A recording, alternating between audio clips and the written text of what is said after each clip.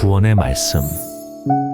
야곱의 인생을 한마디로 얘기하면 사기치는 인생이에요. 야곱은 사기야. 야곱은 속이는 애야. 제대로 정면 승부를 한번 해본 적이 없어요. 자, 그러면 여러분들, 제 생각에 여러분들이 여기 한 99%? 여러분들 중에 아마 99%는 야곱보다 괜찮은 사람일 것 같아요. 제가 볼 때. 한 1%는 모르겠어. 근데 99%는 야곱같이 이렇게 많이 사기치고 거짓말하고 속이면서 살진 않았을 거예요. 근데 그냥 이름 자체가 속이는 자예요. 그러니까 이름이 정말 안 좋잖아요.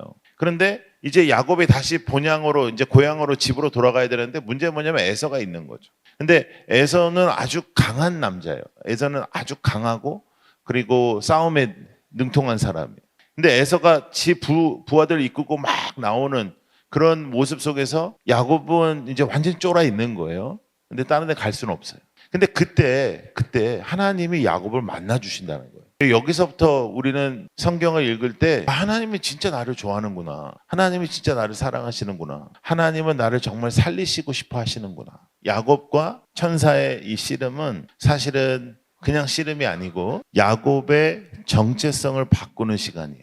야곱의 정체성. 야곱은 어떤 사람? 속이는 사람. 야곱은 사기친 놈. 야곱은 도망가는 사람. 야곱은 맨날 떳떳하지 못한 인간. 근데 너의 이름이 뭐냐? 이렇게 물으실 때 그냥 너의 이름 야곱이라는 걸 모르셔서 물어보신 게 아니고 넌 도대체 뭐하는 인간이니? 너는 어떤 사람이니? 이렇게 물으시는 거예요. 그때 야곱입니다. 나는 속이는 사람입니다. 그러면 이놈의 새끼야 속이지 말고 살아야지. 이렇게 나가야 되는 것이 대화의 방법인데 하나님께서는 그렇게 안 하시는 거죠. 너는 이제 더 이상 야곱이라고 불리지 않아. 너는 이스라엘이라고 부른다. 여러분 이제 어젯밤부터 이제 열심히 기도했죠?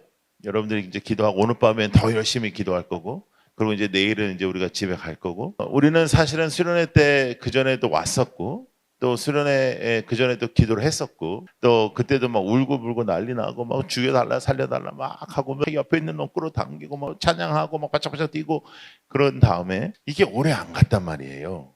한 2주 정도? 주님 살아계시고 역사하시고 내 옆에 계시고 나를 만져주시고 막 이런 것 같은데 한 2주에서 3주만 지나면 예수님이 다시 돌아가시는 거예요. 그죠? 그리고 다시 겨울 수련회 오면 예수님이 다시 부활하셨다가 또 날 만지셨다가 막 이렇게 했다가 돌아가셨다가 또 다시 부활절 날 부활 잠깐 하셨다가 돌아가셨다가 이제 예수님 엄청 바쁜 거라 내 인생에. 그래서 이제 어느 정도 나이가 되면 이제 우리가 좀 이런 마음이 생기는 것 같아요. 열심히 기도하면 뭐해? 나 여기 수련회에서 은혜 받으면 뭐해? 왜냐하면 그전에도 내가 수련회에서 은혜를 받았었는데 내가 그거 잘 붙잡지 못했거든. 이런 고민이 생기는 거죠. 그리고 나는 하나님 앞에서 이렇게 약속한 대로 잘 못 살았다. 나는 하나님의 뜻대로 내가 잘 못하는 것 같다. 이런 마음들이 생길 거예요. 그런데 말이에요. 야곱을 만나주시는 하나님은 그런 여러분을 얼마나 소중하게 생각하시냐면 예수님께서 이 땅에 오시는 거예요. 그리고 예수님께서 십자가에 달려서 돌아가실 때 우리에게 주셨던 가장 큰 메시지는 뭐냐면 나는 너 죽는 꼴 못 본다는 거예요. 나는 너 죽는 꼴 못 봐. 내가 대신 죽어. 너가 나를 믿으면 나의 자녀가 되는 권세를 줄게. 그래서 여러분들의 정체성이 바뀌었어요.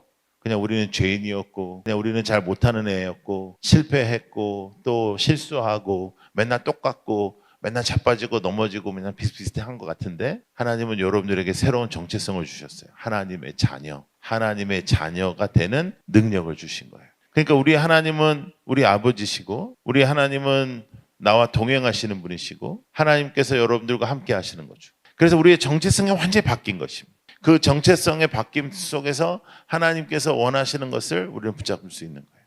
할렐루야. 한번 우리 나의 신앙에 대해서 내 믿음에 대해서 좀 생각해 볼 필요가 있어요. 너무 바짝바짝 뛰고 너무 감정적으로만 하는 게 아니라 뭘 하면 좋을까? 내 인생은 어떤 인생일까? 내 인생은 하나님께서 어떠한 것을 원하실까? 정말 하나님은 나와 상관이 있나? 목사님하고는 상관이 있는 것 같고 전사님하고도 상관이 있는 것 같고 우리 선생님하고도 상관이 있는 것 같고 그다음에 우리 청소년부에 어떤 애하고는 상관이 있는 것 같은데 나랑 상관이 있는가? 근데 야곱을 만나주신 하나님을 우리가 보면 분명히 상관이 있죠. 그리고 분명히 하나님께서는 여러분들을 통해서 오늘도 일하고 계시고 여러분들을 통해서 주님의 보좌 앞으로 우리가 나아가길 원하시고 정말 하나님 앞에 예배드리는 자가 되길 원하고 하나님 뜻대로 살길 원하죠. 여러분 누군가를 좋아해 봤어요? 짝사랑 해봤어요? 어떤 남자애가 있었는데 진짜 실화예요. 저도 들었던 얘기예요. 어떤 분한테 어떤 남자애가 어떤 여자애를 엄청 좋아했어요.